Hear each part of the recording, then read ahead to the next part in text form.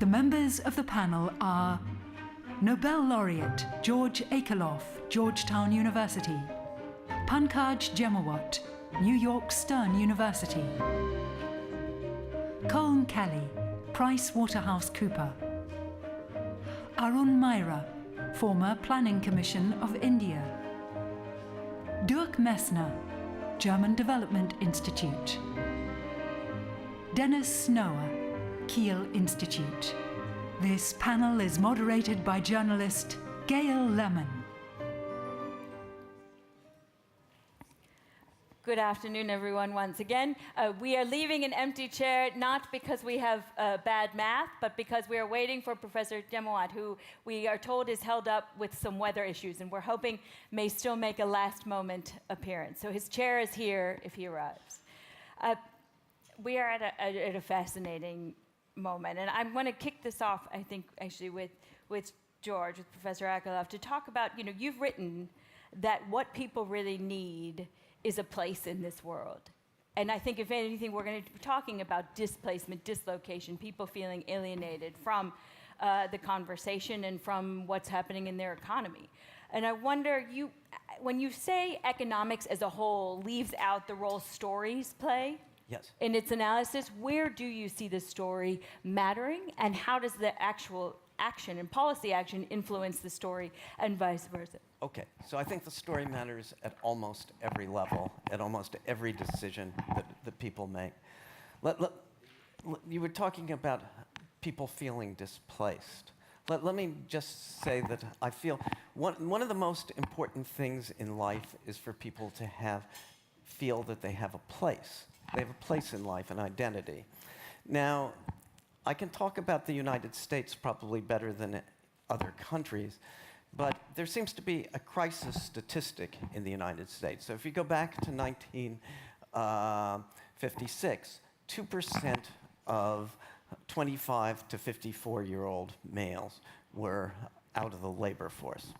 That number now is 11%. That's a big number. That's in addition to the fraction who are unemployed. It means 11% of these men are simply, and what are they doing? We know what they're doing. There are time use surveys. They are watching TV 335 minutes a day. They may additionally, the numbers are unclear whether it covers this, they may be additionally at home in their basements playing video games. 80% of these men are unmarried. So the problem is that they have not, in some sense, gone through the rites of passage into adulthood. They are fatherless, unmarried, and do not have a job. This seems to be a crisis. Now, the US is probably not alone in this. One sees shocking statistics from Southern European countries of the very large fraction of men who are unemployed, very large fraction. And I think that indicates that in the modern world, what we're finding is people are finding harder and harder and harder to find an identity. And I don't believe that this just goes for the people who are not in the labor force. I think that's an indicator of something that's society-wide. Well, and that brings actually to something that Arun has written, that, you talked about the need to change the narrative. And you've said that unlearning the narrative is not easy because vested interests in the established order will resist changes that diminish their importance. So as the people that Professor Akerlof was talking about feel increasingly less important, there's also this question of how important and how relevant people who are talking about them or not talking about them are. And so I wonder how you address that duality, and how do you think you unlearn a narrative?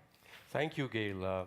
Let me tell a story. Yes. I've learned from you, Professor Akerlof, it's best to give the idea in a story. And the story is about the demonetization Big Bang in India in November last year.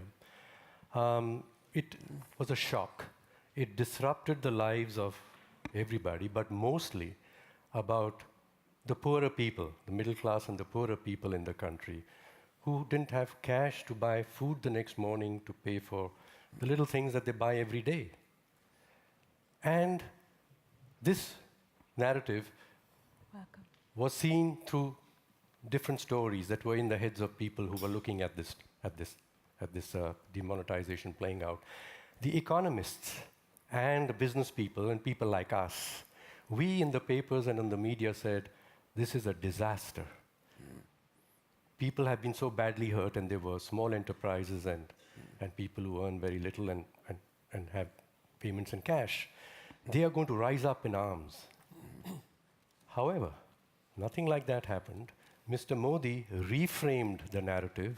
It was about inequity, unfairness, about these rich guys who were just looking after themselves. And it turned out to be a victory for him. He had a different narrative. He reframed it as a narrative about inequality, unfairness. Not just that, it was about, yes, anti-establishment. Yeah. And Mr. Modi came to Delhi saying that the Delhi establishment, both the Congress party as well as the government establishment, he knows nothing about it, and he's going to shake it up. Well, Donald Trump thinks he'll do the same in Washington, but Mr. Modi is quite effective, I must say. Anti-establishment. The second, as I mentioned in the story about demonetization, anti-elite. Yeah. And the third, and this I must read out, he said it's about anti-experts. He said the experts don't know how to make your lives better. So the words he used were about Harvard, and you mentioned something. Yes, he says that he doesn't surround himself with Harvard Hard economists. work is more powerful than Harvard, is what he said. And he was criticizing Nobel laureates in economics from Harvard who had said that this was a very bad economic move that he had made, and so on. And then, of course, in the Brexit, which shocked a lot of people, you had, before that, Michael Grove saying people in the country have had enough of experts. So anti-establishment, anti-elite, and anti-experts. So I come here to us as experts, and we have theories in our head, stories in our heads about how the world is and what the world should be. The numbers that you gave, Colin, there were two I pick up, globalization and innovation. And these are the two forces that are disrupting the world, globalization, innovation. 89% of people are either very concerned or fearful of globalization. Only 10% believe it's benign. Innovation, 73% are concerned and fearful. We have a narrative, if I might say, experts, that it works out all well in the end.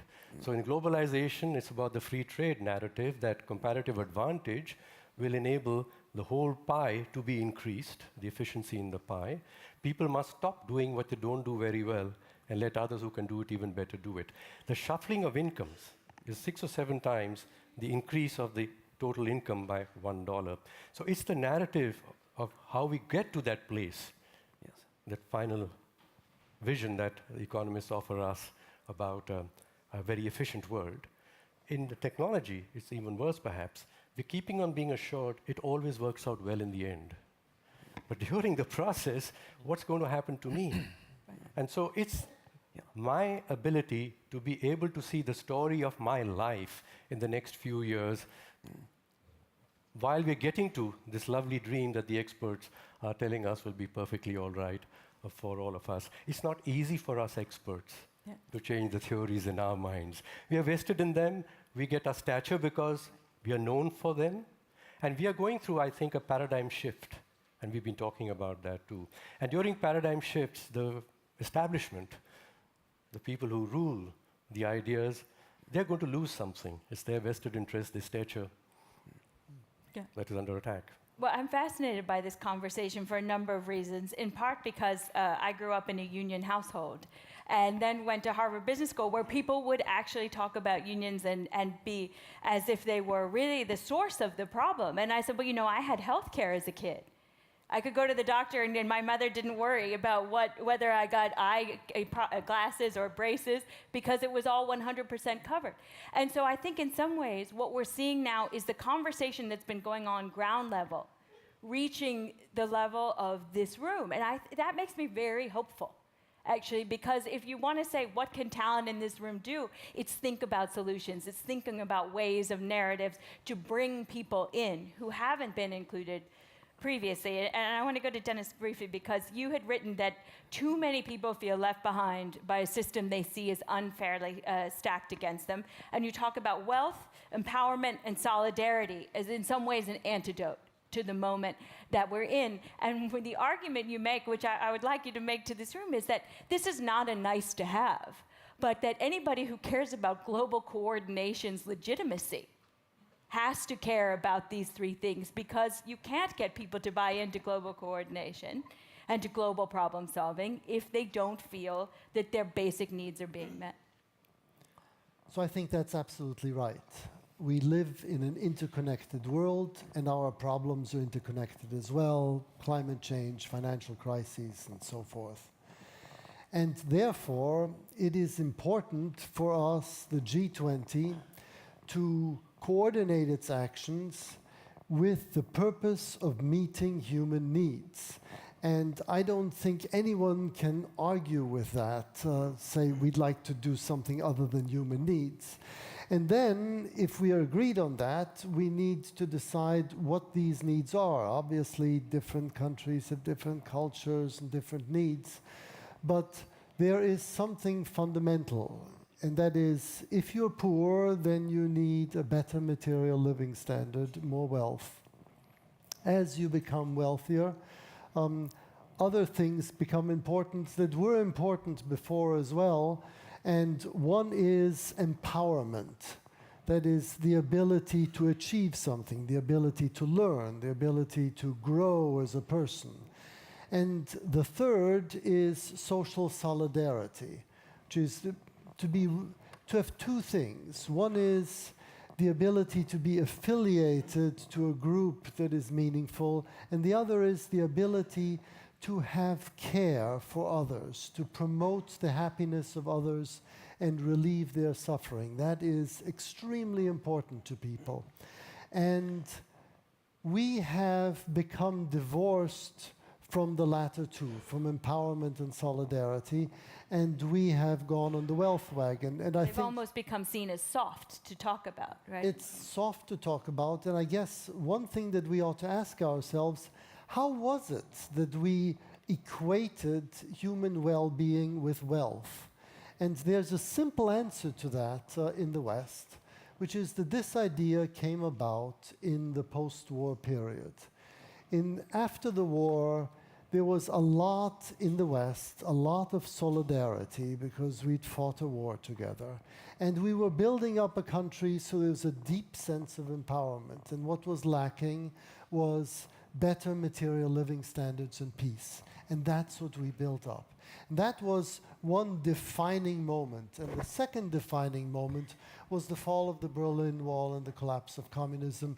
And there, many of the ex-communist countries bought into this liberal worldview, which says we need a better living standard, perfectly understandable, and that is obtainable through free trade, multilateral agreements, governments providing basic health, social security, and education.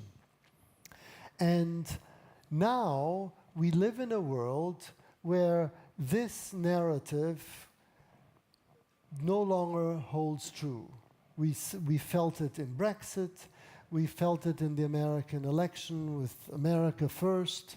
And if you just listen to what people said, that on the winning side in Britain, it was take control, make America great again. That it comes out of a deep sense of disempowerment.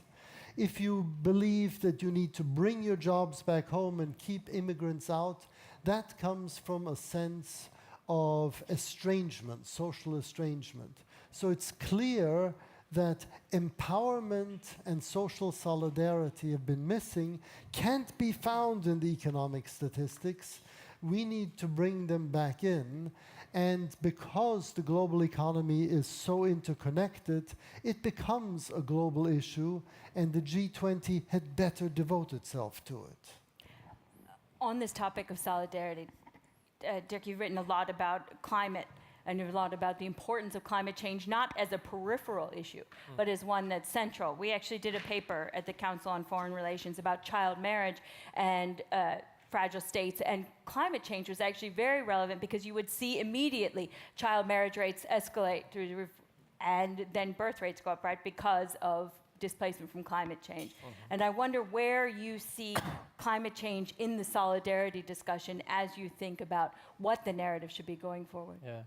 Now, my first point would be that climate change is a multiplier of all these trends which Dennis just talked about. It's a multiplier of vulnerabilities and of social inequalities. And this has started already, and the impact will be much harder during the next decades to come. So this is the first aspect. Now, the second aspect is that talking about these insecurities and uncertainties in our societies, I would argue that it goes far beyond social inequality. So it goes beyond salaries, and goes beyond the Gini index or something like that. You mentioned, George, you mentioned the identity issue, and I agree on that. I mean, the European refugee crisis, no? 1 to 2 million refugees in Europe, 500 million people in one of the richest regions in the world. This is not about economics, no? It's not about costs at the end of the day. This is about identity issues, no? And then before Trump became president and being elected by workers, no? Before that happened, there have been social recognition missed. No? White trash was something which has been talked about in the United States. So social recognition is very important. And I think the last element then in this situation is that, and this comes to your trust crisis which you demonstrated. No? People have the feeling that we are losing control. So climate change, losing control. Financial markets, losing control. Diseases coming from elsewhere, losing control. No, so therefore, the whole global governance issue and G20 and really prepare solutions for these global interdependencies is very important, because people have the feeling that they are losing control. And this results in what you talked about, the identity issues. Maybe one sentence only from Immanuel Kant, narratives, because you talk about narratives. He says that the essence of enlightenment, and what we are looking for is a new narrative for the next era. No? The essence of enlightenment for Immanuel Kant was a radical shift in perspective, a new narrative. And Keynes answered, develop new concepts is very easy. The difficult thing is to forget the old ones. This was your point. No? Unlearn them. And I do think, I spent a lot of time with Trump voters, and so I actually have many in my family. And it is fascinating because a lot of people, when you would talk to them before the election, would say, I don't care.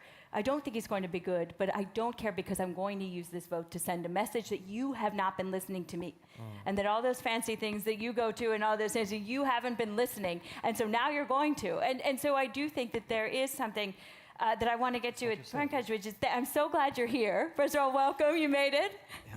And you talked a lot about this. You actually had a quote in your Harvard Business Review piece that people in this country have had enough of experts, quoting the same Brexiteer leaders, right? So I think, you were talking about this issue that stories are more powerful than references to economic models. And I wonder how you get the story to go alongside the economic model rather than to combat it, or to cite the model rather than tell a story which brings people in and along and includes them. So, well, since you start me with stories, let me start with stories. There's a lot of work in neuroscience by people like Uri Hassan, et cetera, suggesting that we react fundamentally differently to stories than we do to facts. So that's, first of all, something worth exploiting.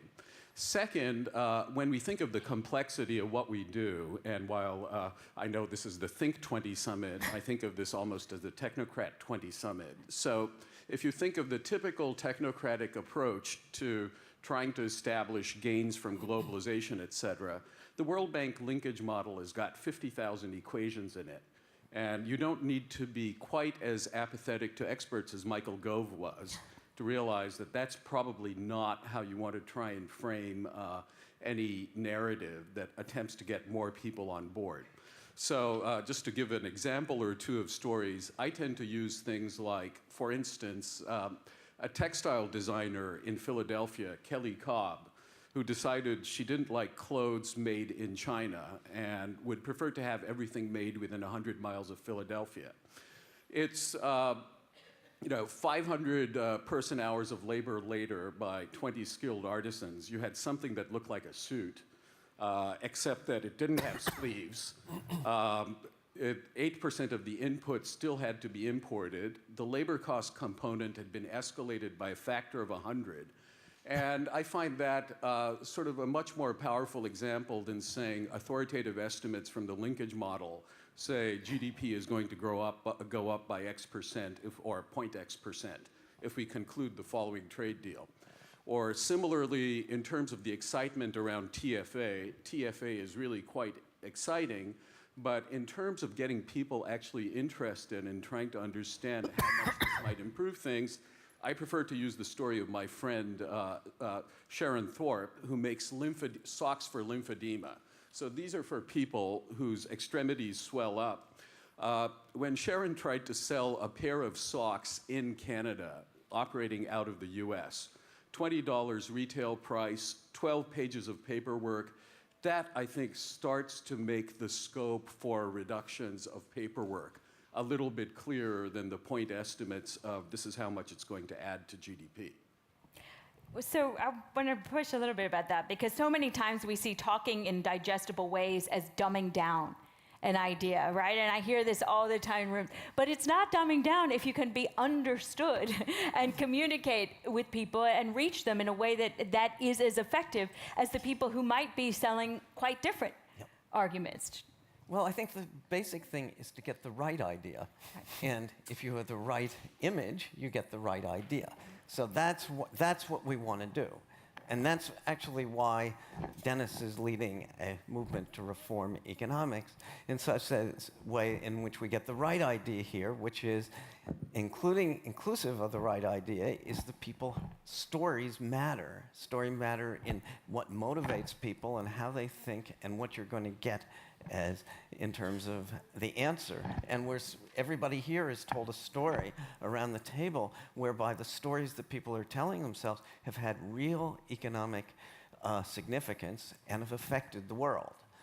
And so part of what the G20 has to do is the work of the G20 is to produce the right stories that take into account the people who are actually out there and we're operating on. Hey, Gail, can I add, Please, can I build on that a bit? Because I think there's a story which describes the intended end game, the logic of the journey, the humanity of the intended outcomes, absolute universal appeal, and I think agreement to that. But there's a but which comes with that, which is the necessary change in order for that to happen. And I think that you described beautifully the logic of the post-World War II framework being put in place, and how, as a reflection of its time, it served its purpose. We're in a new time, which means that that systems framework needs to evolve to reflect the time that we are now in, underpinned by a narrative which is human in its both intent, in its journey, and particularly in its outcome.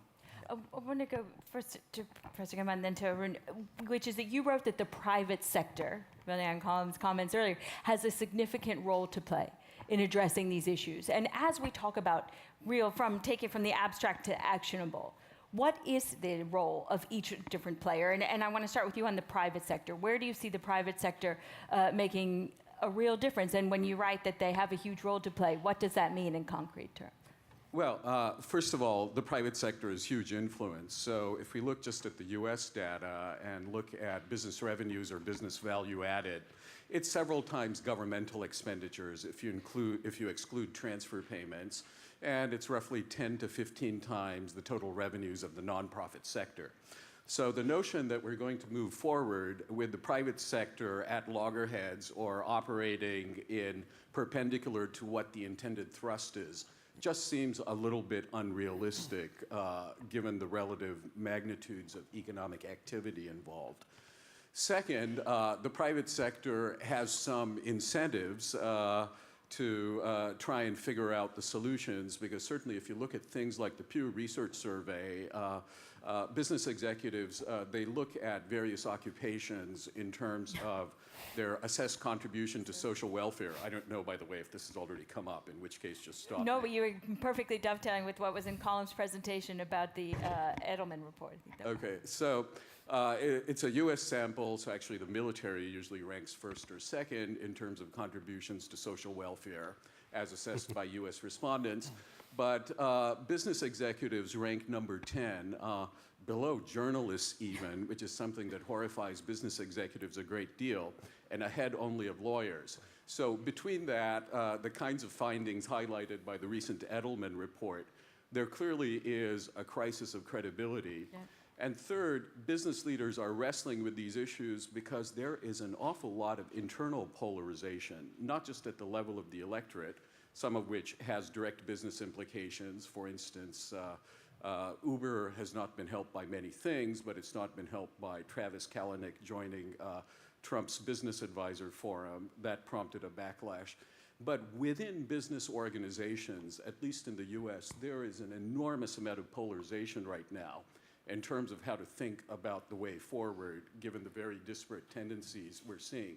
So the strategy of simply lying low and hoping that this passes and that some tax cuts accrue in the meantime probably is not sufficient to dealing with the situation that businesses face, even if they're primarily focused on shareholder welfare as opposed to social welfare. Right, and then as we see this table challenge that whole idea of simply being focused on shareholder welfare, right, and shareholder value, which is, I think, an idea which many are taking issue with at this moment. And Arun, before you go, I want to quote you, which is that you write that no community can change the world alone. Yes. It requires the support of others. Businesses need government support, governments need businesses support, and the people support. And without the adoption of its ideas by other communities, the scientific and academic community will remain a producer of papers for itself and solutions on paper. Yes, thank you. So how do you get beyond that? Yes. So let me start with the stories, and Please. that's going to explain this here. You've taken Well, this panel to heart. Yes, it's about stories, it's about narratives. We've agreed that to communicate to the people, whoever they are, it's far better that you communicate to them in stories and find the right metaphor for the right idea. So it's about me communicating an idea that I have and making myself effectively heard. Okay? I'm not creating the story with them. I'm telling a story to them, and hopefully they'll buy the story. So we are now talking about a situation in which it's a very complex story. We've got the environment, we've got society, we've got institutions and trust in them, and economics and growth. And the story has to be like a good story always is. All the characters in the story must relate to each other. And a person reading the story says, this is credible. If this person did this, then likely that would be the reaction, and so. So it's a composite story. It's a story that's going to have to be created with many perspectives, creating the story together. Economists alone cannot write the story. Business alone cannot write the story. It's a story about human progress. And so in the crafting of the story, we've got to listen to others who have a different perspective on what's going on and what they feel is going on as a story and what they think the story should be.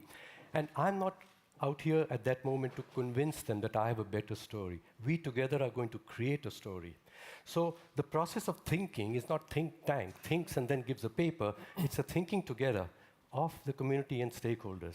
By the way, I've spent most of my life with business and lately only came to policy and to government. And this used to worry me that being a responsible business and wanting to be the leader of a responsible business, we would get criticized by NGOs and others. And I once challenged the NGOs that were being critical of us, said, how many of you have got investments in mutual funds? This is in India even. Everybody had something. I said, what do you want your mutual fund to do? Oh, I'll increase my money. So what do you think I do? I help the money to grow. So we've got a contract amongst ourselves. You asked business to play a certain role. I can't unilaterally decide that I'm not going to make shareholder value and profit.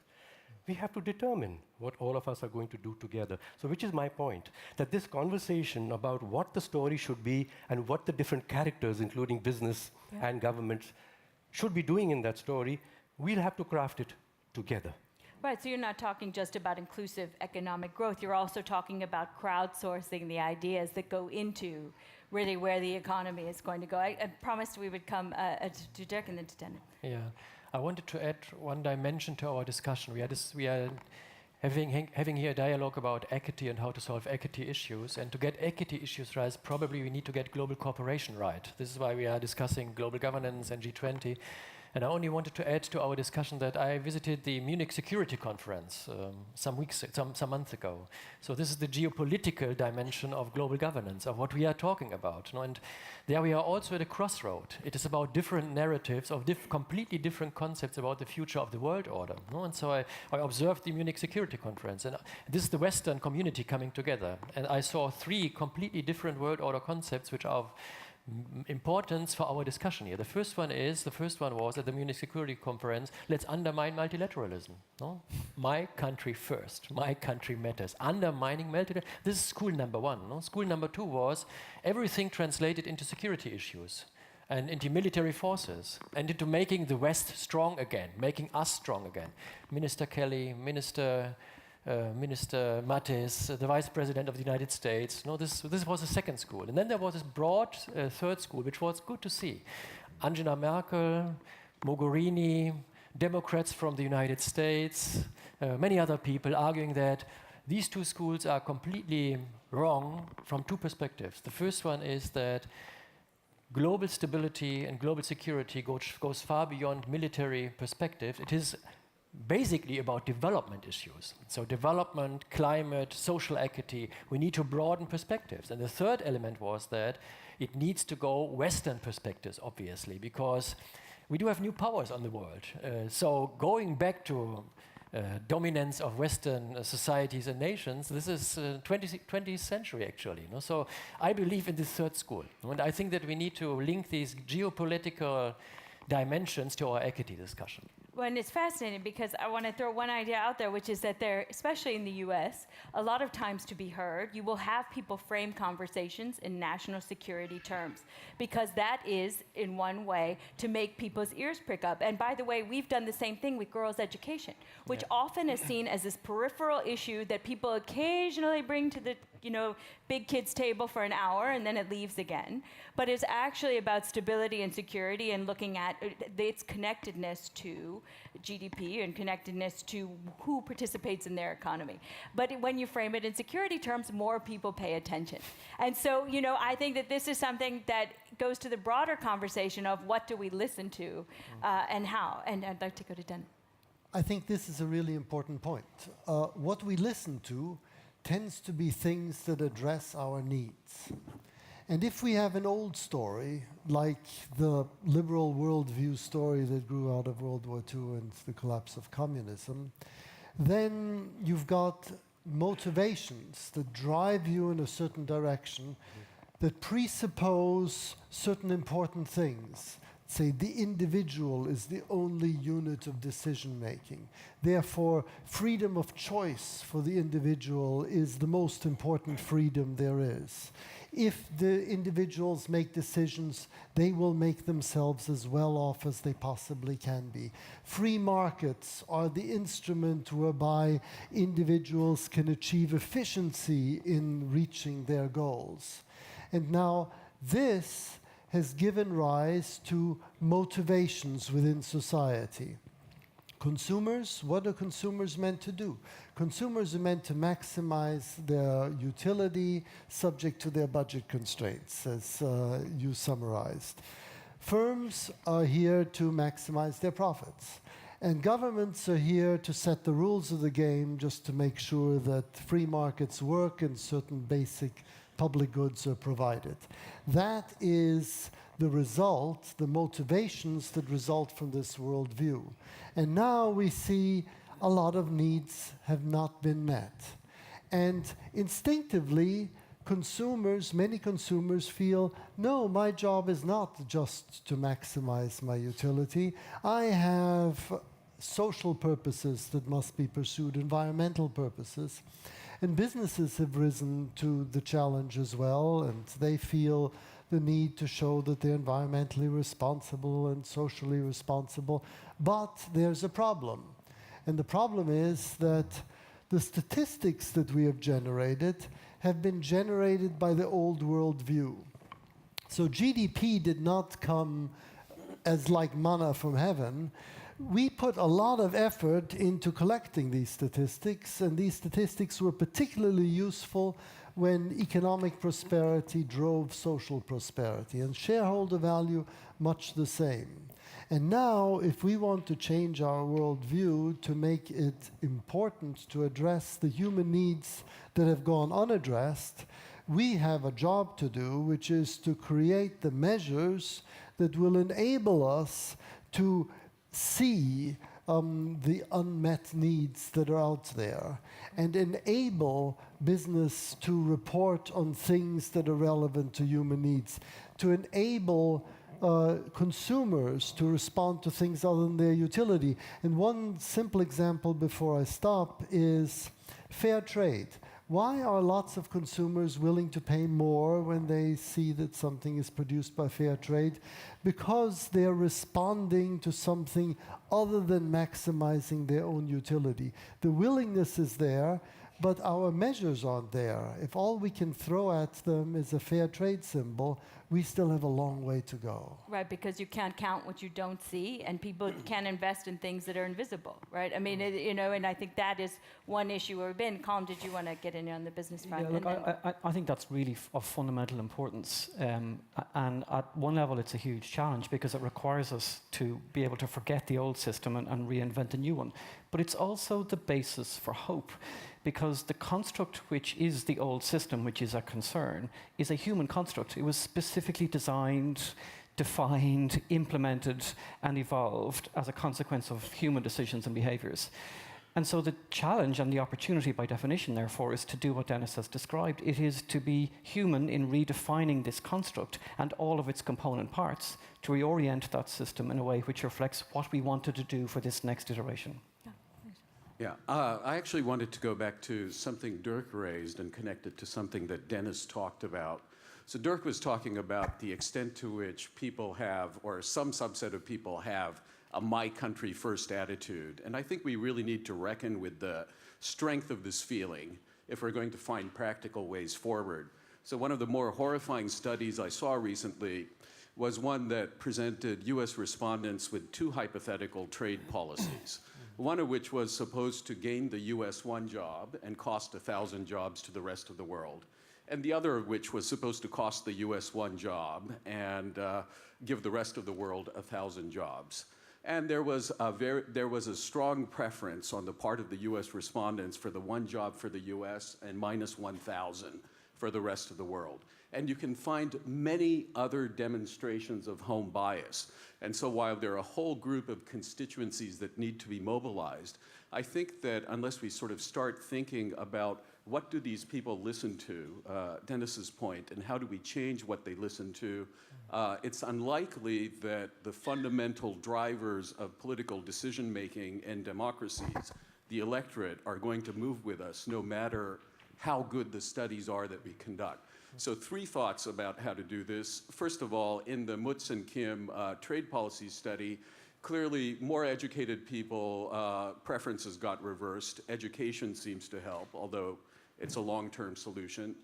Second, we know from other kinds of experiments that have been done, for instance, the willingness of Germans to participate in the bailout of Greece, that people who take an issue in national, international affairs are more likely to, were more likely at that critical point a couple of summers ago to agree to a bailout for Greece than people who take an interest primarily in local issues.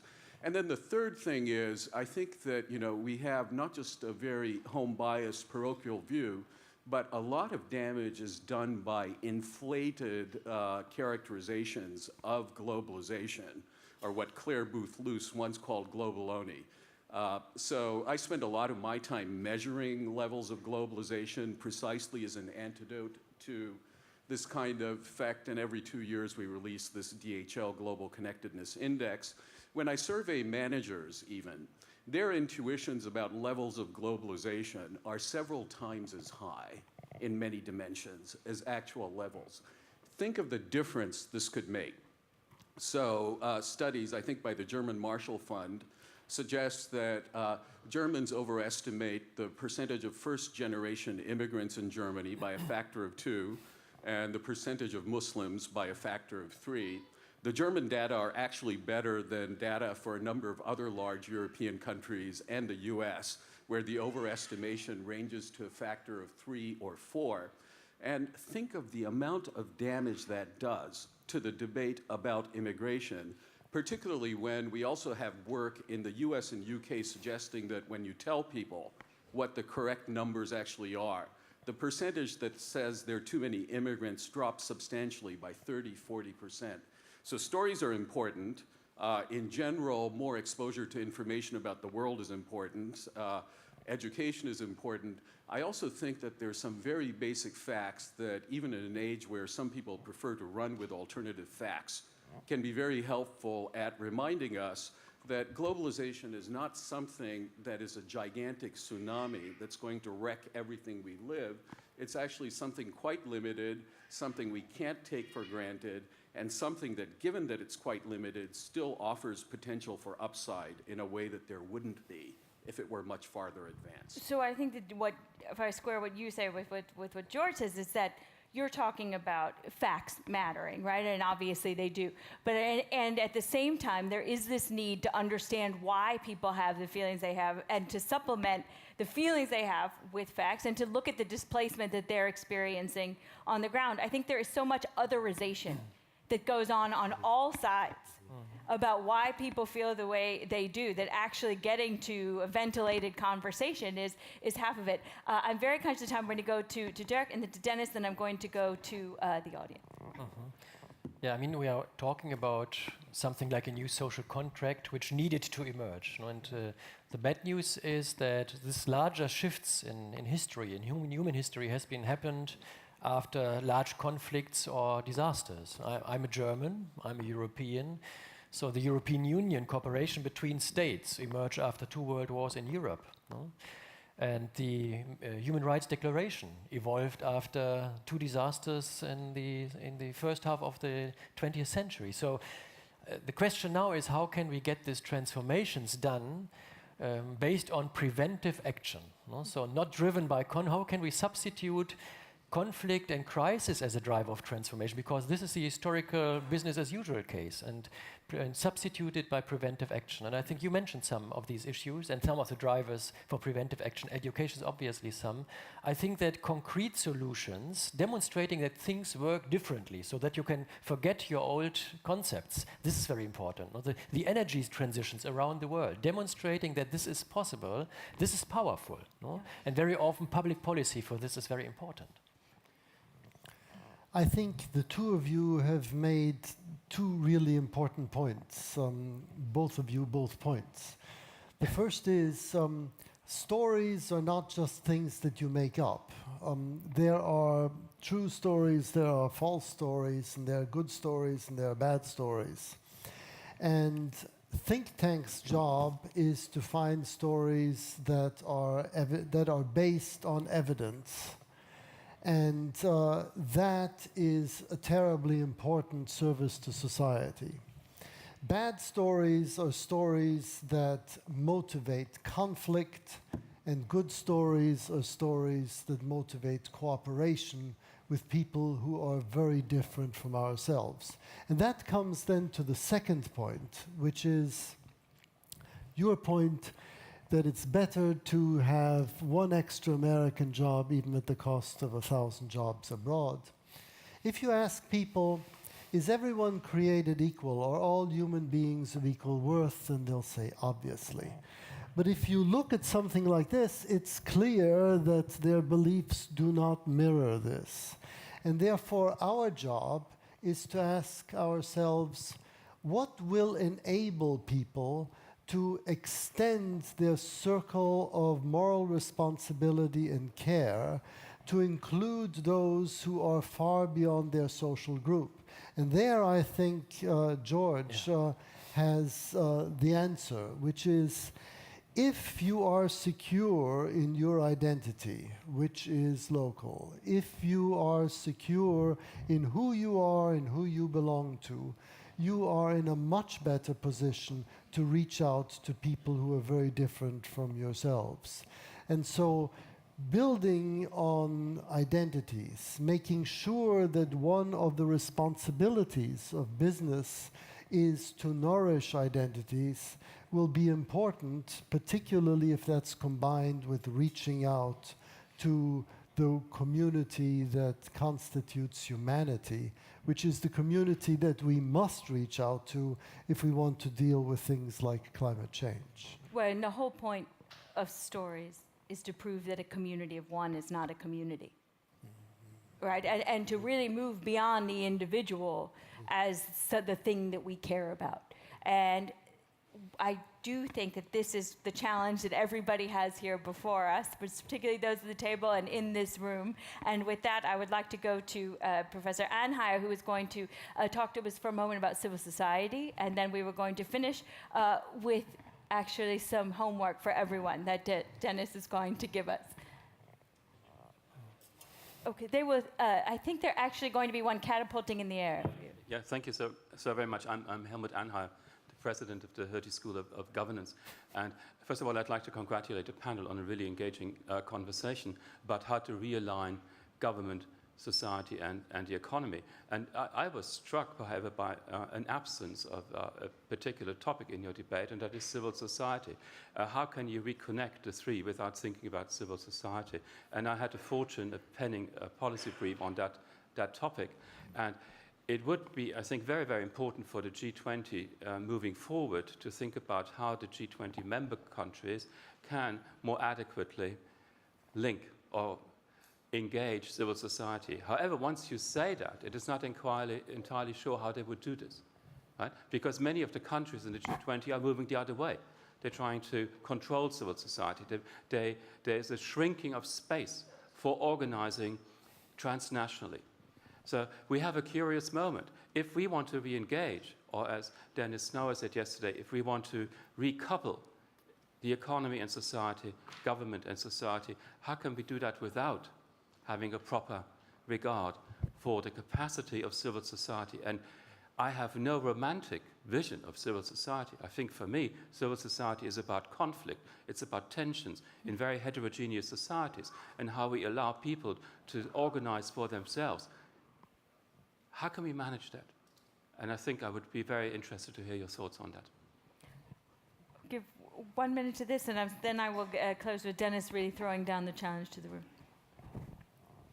So I feel that the courts are very important for civil society and how they rule and what one's civil liberties on the one hand, and also the limits to how much political participation single individuals can play, whether it's one man, one vote, or one person, one vote, or whether people can donate huge amounts of money and then have lots of influence. Colm? Yeah, I'd just like to endorse the comment, because in today's globally connected, interdependent, technology-underpinned world, not only there's an enormous risk if that engagement doesn't take place, because of course the vacuum gets filled with nonsense, right? We've heard that, which means that the engagement with civil society needs to be intentional. It needs to leverage the tools that exist today, and it needs to support the stories and the narratives which are human and individual in nature. I fully agree. Yeah. Governments exist for people. Especially democratic governments exist for people. Even autocratic governments want to be supported by the people, loved by their people. Business is saying, oh yes, we are all about producing goodness for people. People is ultimately what these other institutions are there for.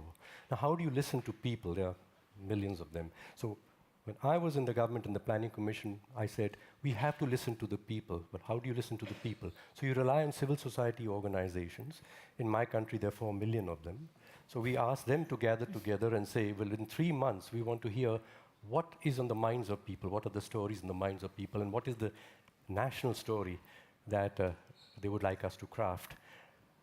Quite interesting. So they selected amongst themselves some 900 organizations that would represent the others. And we said to them, go back to the people and listen to them about these 10 questions that we as planners have got to find answers to, and come back to us. And when you come back to us, your groups, women, organizations representing women, organizations representing children, organizations representing the cause of water, representing the cause of the castes in our country.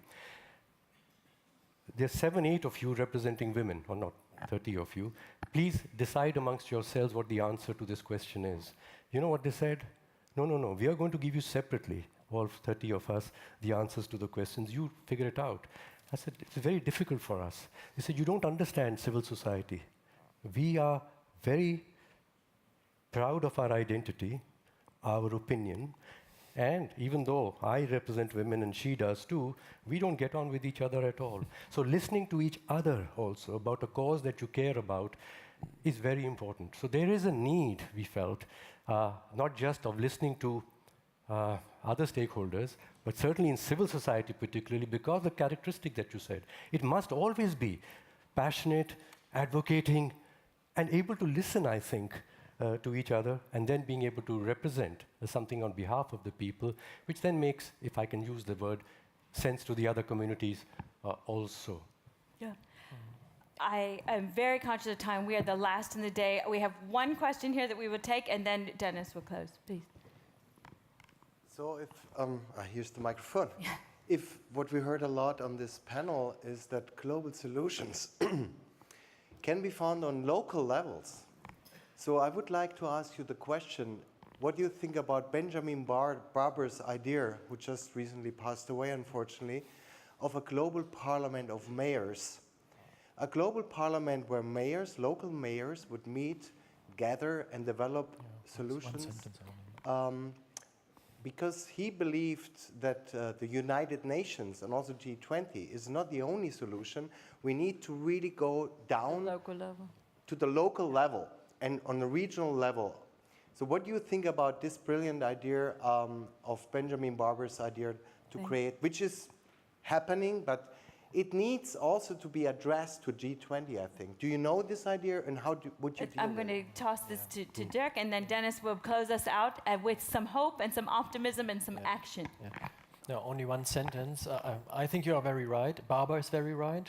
Global urban population will double from 3.5 billion to 7 billion. In the climate process, where I'm very engaged, mayors play a major role. They are as important as nation states, actually. They can change the paradigm. Yeah.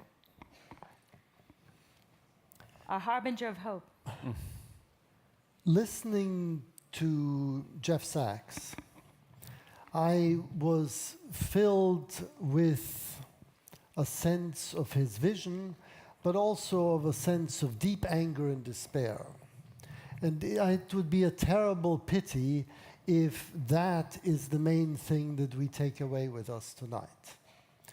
And I believe lots of people have come to me in the last 2 days, and we've had a meeting of the T20 where one theme keeps coming up, which is, why is it that we generate so much activity for this one conference, and then we all go home and devote ourselves to something else, and then start all over again next year? Can't we devote ourselves to something that is ongoing? And this panel has convinced me that part of the answer to that question must be that we can do so if we can agree on a common narrative. And I believe the narrative that has come out of this conference is very clear. That is that in many respects, our economic progress has become decoupled from social human progress. Environmental degradation, polar ice caps melting, social discontent everywhere. And therefore, we need to do a very fundamental rethink. And that would be sort of my point one. I've got 5 points that are takeaways from here. Point one is we need to recreate the intellectual framework that we have for thinking about the purposes of economy, the purpose of business, the purpose of policy making, and the purpose of civil society. And make economy and politics serve human needs. That's basically point one. And point two is that this can be done within the overarching framework of the Sustainable Development Goals. They are broad enough to encompass all of this. And we have made progress in this summit because we have reached agreement between the T20 and the UN Sustainable Development Solutions Network to together investigate the feasibility of long-term transformations that would be required for the implementation of the Sustainable Development Goals. And this is to be called the Long-Term Transformation Pathways Initiative, the transformation pathways that Jeff talked about. And the participating research institutions of the T20 and SDSN network would collaborate in undertaking the process of finding roadmaps for delivering, for roadmaps for finance ministries, for environmental ministries, for economic ministries, and so on. Big job. But these hundreds of institutes have agreed to combine efforts to do something. And so the overarching framework that the SDGs provide are coming a little closer to policy realization. So that's point 2, and that's useful if we want to rethink how economies and polities can serve human needs.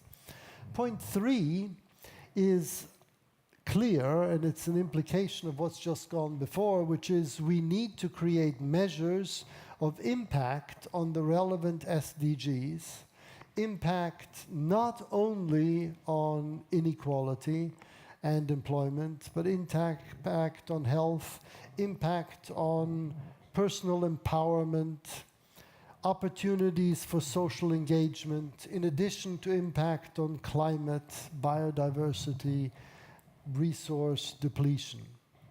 A wide variety of impact measures which are already implicit in the Sustainable Development Goals. So 3 is simply measures of impact. And 4, so we need to design methods of business reporting with regard to these measures of impact and policy reporting on these measures. If policymakers knew what they would need to, what boxes to tick when they report, and businesses knew, we would be much further along in the game. And 5th is we need to make these reports consistent across countries for business and policy making, recognizing that different countries have different human needs and therefore different priorities for the SDGs. So, reasonably straightforward 5-point plan. A rethink of economy, business, polity, civil society, centered on human needs, using the SDGs as a framework for thinking about that is point 2. Create measures of impact relevant to the SDGs, design reporting measures for business and policy making, and make this consistent across the G20 and beyond. Now, that is an ambitious task. And it is the sort of task, I think, that think tanks could engage with us in an ongoing process. And so my question to everyone in the audience would be, did I gauge your opinion right? And would you like to engage with us in an ongoing conversation at a global level and at a micro level on bringing this 5-point plan towards fruition? And if so, we would make an effort to link think tanks with policymakers, with business leaders, and with civil society. And we have a big head start, which is that we already have a strong community of think tanks that is cooperating in various flexible geometries already. And we have an offer from PricewaterhouseCoopers to support this process in connecting us with business. That will not limit us in any way in our contacts with other business organizations. It's meant to be an opportunity, and it's not an obligation. And we also have superb relations through a good number of leading think tanks with policymakers that we have activated. And so we have a base on which to engage with you on an ongoing basis. And I would just like to hear from those around us whether this resonates. And this is addressed not only at the seniors, but also at the juniors. So if we could just hear it.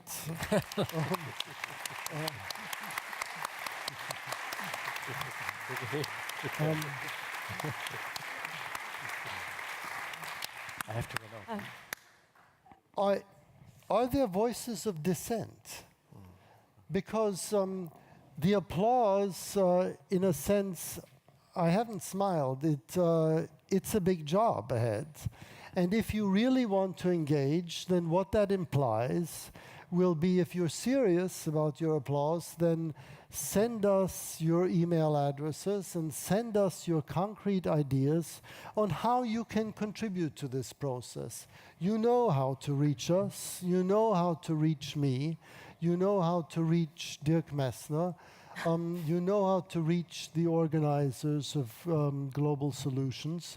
Please engage with us, and we will try to do our best to rise to the responsibility of engaging with you and bringing this into an ongoing endeavor. But you all have heard it here. This is just the start. And I really do hope that you will take Dennis up on this offer, because it is one that we've been discussing as a group for quite some time. This is really something where we hope this is really the launching pad for the rest of this conversation. And with that, I will no longer stand between you and dinner and cocktails. I wish you a wonderful evening. I want to thank this tremendous panel for really sharing ideas and for letting us challenge them. And thank you all for joining us. Thank you.